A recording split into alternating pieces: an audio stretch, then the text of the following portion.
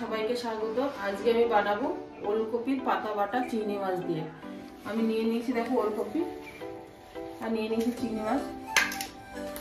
ওলকপির এই যে কচি কচি পাতাগুলো আমি নিয়ে নেব।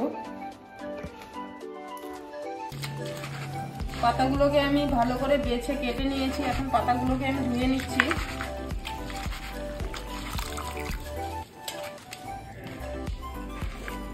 কড়াইতে তেল দিয়ে দিয়েছি। আমি প্রথমে পাতাগুলোকে ভেজে নেব।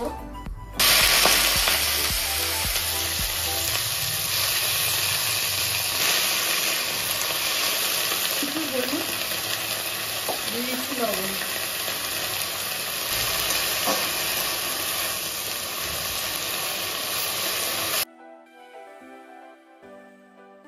পাতাটা ভাজা হয়ে গেছে। আমি এখন পাতাটাকে তুলে নিচ্ছি। দিয়ে দিচ্ছি কয়েকটা শুকনো লঙ্কা, রসুন দিয়ে দিচ্ছি, চিংড়ি মাছ দিয়ে দিচ্ছি, লবণ, হলুদ। চিংড়ি মাছটাকে আমি ভালো করে ভেজে নেব। চিংড়ি মাছটা ভাজা হয়ে গেছে। এখন আমি এটাকে তুলে নিচ্ছি।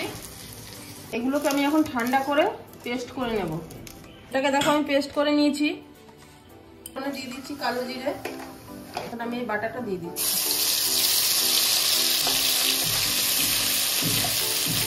মিক্সারটা ধুয়ে আমি জলটা দিয়ে দিলাম।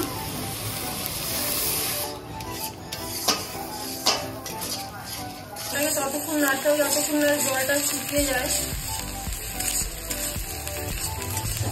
সম্পূর্ণ জলটা শুকিয়ে গেছে। আমি এখন এটাকে নামিয়ে নিচ্ছি।